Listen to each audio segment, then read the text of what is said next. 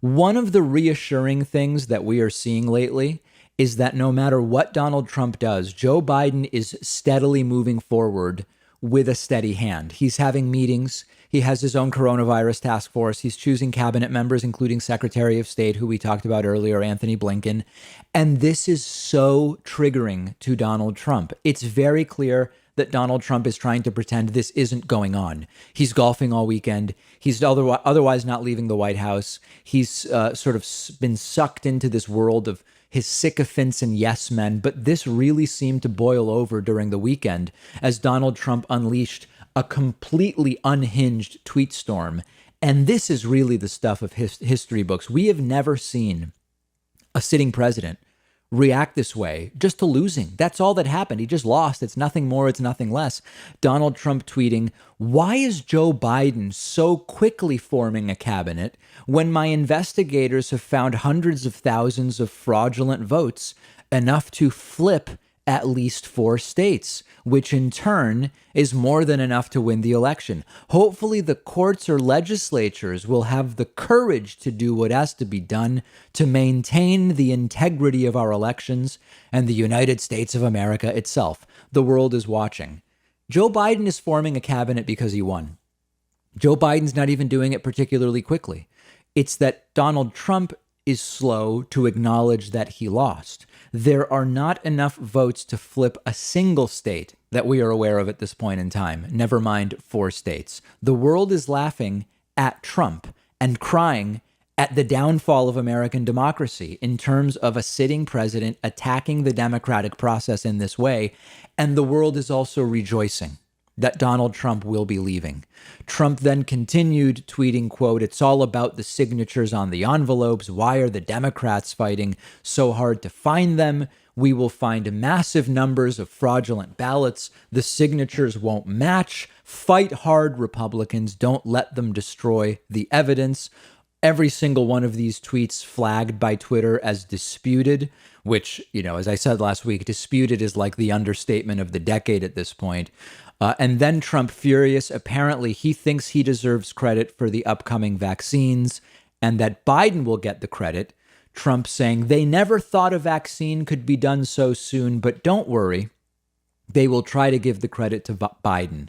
Now, of course, everyone thought that given these mRNA vaccine platforms, which are faster to develop, that the vaccine would be done sometime around end of the year 2020, that it is exactly what it seems like it will be, and that they will start to be more widely available in the first quarter of 2021. So everybody thought that if you were paying attention. And then just Trump attacking Joe Biden more, tweeting Joe Biden was a total disaster in handling the H1N1 swine flu, would never have produced a vaccine in record time, years ahead of schedule. I mean, everything about that is a lie, and would do a terrible job of vaccine delivery. But doesn't everyone already know that? This went on all weekend. In and out of golfing, Trump was tweeting agit trash about Joe Biden. It has to end. Joe Biden's forming a cabinet because that's what the president-elect does during the 10 weeks between Election Day and Inauguration Day. Courts are dismissing Donald Trump's lawsuits because they are without merit. States aren't flipping because Biden won the states. You know that phrase, threats foreign and domestic?